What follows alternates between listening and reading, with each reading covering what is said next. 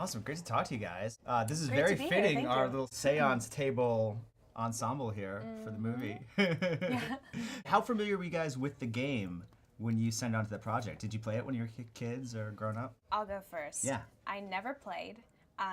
Maybe I had seen a Ouija board once, but I didn't know that there were rules. I was very unfamiliar. So, I came from a Latin family, and my family, my grandmother specifically told me never to play. Therefore, of course, I wanted to play. I played a few times. I was always like the trickster, just like trying to push it to, start stuff.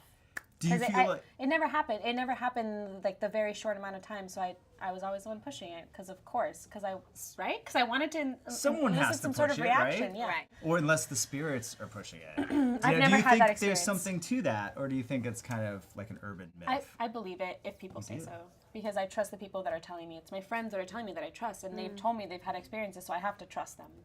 what's so interesting is when I told people that I was doing a Ouija movie, they were like, it's incredible the amount of stories that you hear. It's at least everyone has a story. It could be a personal story, or it could be, well, I have a friend who played and this happened. And I think that's so interesting that we have this like one, like this has been around for, however long. How long has the Ouija board been around?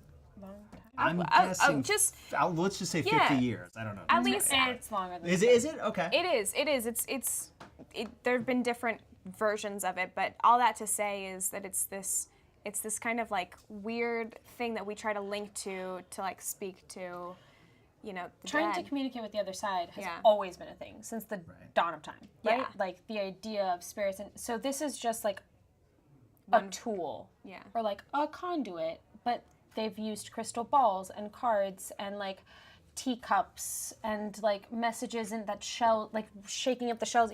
All that is to try to get messages from the other side, and this is just one of those tools that have been used over time. So I think there's a huge there's history behind this Ouija board, and I think our movie is just like a kind of a worst case scenario situation. One of the things I liked about the movie is it's not just like an adaptation of a game or a toy or something. Like this movie has mythology to it. It's not just about the board. It kind of has nothing to do with the Ouija board. Like it's a horror movie about ghosts and spirits and the undead essentially, and people that haven't, these spirits that don't have closure, and they're just evil spirits, and they're using whatever way that they can to get through, and this just so happens to be the way.